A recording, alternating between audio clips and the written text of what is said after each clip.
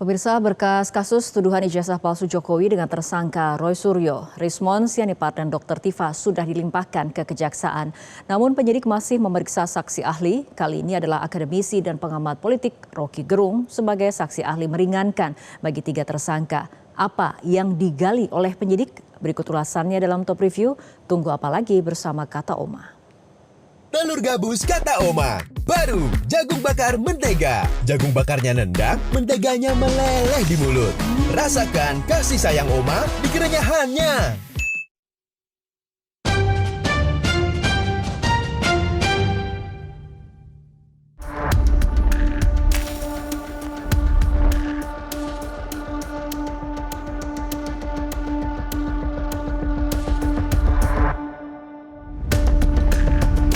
Selasa pagi jelang siang sekitar pukul 10.15 waktu Indonesia Barat, pengamat politik Rocky Gerung tampak tiba di gedung Ditreskrimsus Polda Metro Jaya. Pada awak media, ia menyatakan hadir untuk memberikan perspektif mengenai akal sehat dalam kasus analisis ijazah yang menjerat Roy Suryo. Rocky Gerung diperiksa sebagai saksi ahli yang meringankan atau AD charge untuk tersangka Roy Suryo CS dalam kasus ijazah Joko Widodo. Rocky mulai pemeriksaan pukul 10.45 waktu Indonesia Barat di ruang penyidik Subdit Cybercrime. Pemeriksaan dilakukan sebagai tindak lanjut atas permintaan kuasa hukum Roy Suryo untuk menghadirkan ahli yang bisa memberikan sudut pandang akademis dan bahasa terkait tuduhan penyebaran berita bohong. Sekitar 5 jam Rocky dicecar belasan pertanyaan meliputi analisis semantik. Pernyataan-pernyataan Roy Suryo, apakah bentuk fitnah atau hasil riset kritis?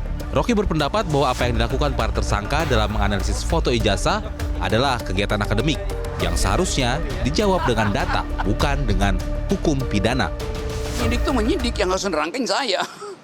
Ya saya terangkin batas antara, bukan batas sebetulnya, beda antara sesuatu yang dihasilkan oleh curiosity, academic curiosity, melalui kecurigaan terhadap kasus, maka otak kita bekerja, itu namanya hermeneutic of suspicion. Kita mencurigai secara hermeneutis, bukan mencurigai secara sentimen, nggak ada urusan kan soal personal dengan Pak Jokowi. Jadi betul-betul Dr. Tifa melakukan prosedur akademis untuk meneliti sesuatu yang jadi isu publik. Supaya publik mengerti bahwa apa yang diteliti itu hanya untuk mendudukkan persoalan secara akademik. Gitu. Nah sensasi itu urusan sosial media lah, yang ngulik-ngulik segala macam tuh. Tapi itu tidak bisa terhindari karena sifat dari penelitian selalu harus dipamerkan, difestivalkan, namanya the Festival of Ideas, Festival of Knowledge itu. Tetapi publik menangkap bagian yang sensasi aja, nggak ada soal. Kan kalian tuh yang bikin sensasi kan. Tapi sensasi juga hak kalian. Karena semua isu publik pasti bagian sensasinya harus tiba lebih dahulu. Tetapi jangan sekedar tiba di dalam kulit sensasi. Lihat substansinya tuh. Riset itu memerlukan data. Riset itu memerlukan kecurigaan. Riset itu memerlukan penelitian ulang. Tuh. Jadi berulang-ulang di riset. Dan yang fair, Dr. Tifa memperlihatkan hasil risetnya di dalam bentuk buku, dicetak dan bisa diakses semua orang. Gitu. Pakar hukum pidana Profesor Hipnu Nugroho menjelaskan, selain mendatangkan saksi meringankan dari Roy Suryo CS, penyidik juga dipastikan akan menghadirkan saksi ahli lain di bidang metodologi, sehingga akan dilihat mana keterangan yang dinilai benar.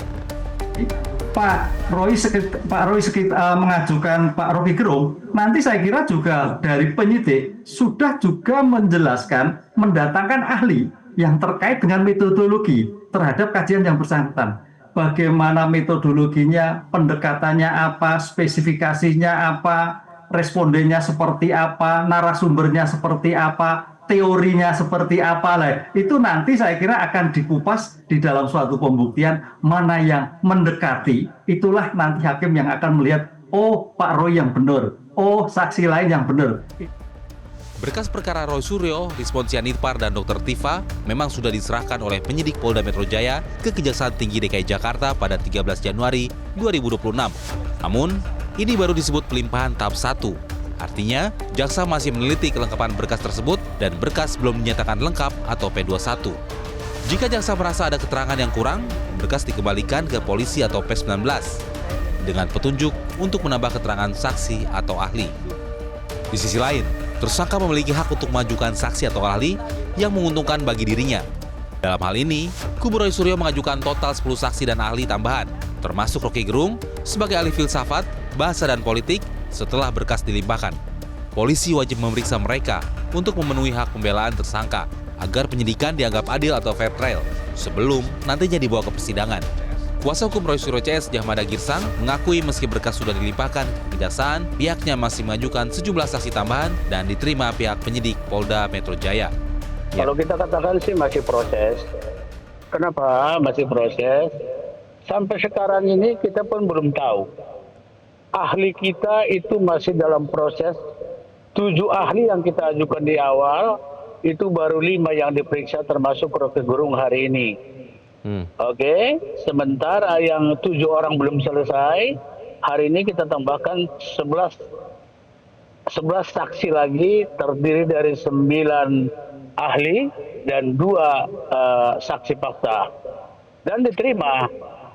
Oleh sebab itu, kalau dikatakan prosesnya seperti mana, agak tidak lumrah memang. Sementara perkara atau berkas ini tanggal 13 Januari yang lalu sudah dilimpahkan ke kejaksaan. Jadi ini satu hal yang menurut kami agak janggal. Tapi so far, selama pengajuan ahli kita dan saksi fakta kita masih diterima, tentu kita ajukan. Sementara itu, Ketua Umum Pradi Bersatu Jeffrey Boy Kanu menuding kubu Roy Suryo CS mengulur-ulur waktu untuk mempengaruhi opini publik. Ya, memang kerjanya mereka ini kan suka mengulur waktu dengan maksud mempengaruhi publik. Seharusnya sebagai seorang tersangka, cari pengaruh itu di pengadilan, bukan cari di media sosial, di informasi di masyarakat. Jadi konsisten dengan bukti-bukti, fakta-fakta yang mereka miliki. Harus percaya diri kalau memang mereka seorang peneliti, bukan peneliti bergadungan ya. Status ilmiah dari penelitian Roy Suryo CS sepertinya akan menentukan seperti apa jalannya peradilan nanti. Sebab jika status ilmiahnya lebih kuat, bukan tidak mungkin Roy Suryo CS akan bebas. Putusan seperti itu pernah terjadi pada kasus Haris Azhar dan Fathia Maulidiyanti. Kasus ini bermula dari sebuah unggahan video di kanal YouTube pribadi Haris Azhar pada Agustus 2021. Video itu memicu reaksi keras dari pihak pemerintah karena menyeret nama Menko Maritim dan Investasi saat itu, Luhut Binsar Panjaitan. Maret 2022, Haris dan Fathia resmi ditetapkan sebagai tersangka. Dan pada 8 Januari 2024, Majelis Hakim Pengadilan Negeri Jakarta Timur memutus bahwa Haris Azhar dan Fathia Maulidiyanti tidak terbukti secara sah dan meyakinkan melakukan tindak pidana pencemaran nama baik terhadap Luhut Binsar Panjaitan. Salah satu hal alasan mengapa Majelis Hakim memvonis bebas Haris Azhar dan Fathia adalah fakta bahwa pembicaraan mereka berbasis pada hasil penelitian, yaitu laporan hasil kajian 9 organisasi. Karena ada dokumen risetnya, pernyataan mereka tidak dianggap sebagai berita bohong untuk menjatuhkan nama baik seseorang. Roy Suryo CS juga mengklaim bahwa berbagai pernyataannya berbasis penelitian ilmiah. Tentu dalam persidangan nanti, klaim ilmiah ini akan diuji. Apakah Roy Suryo CS akan divonis bebas ataukah akan dipidana? Kita tunggu. Jelajahi cara baru mendapatkan informasi. Download Metro TV Extend sekarang.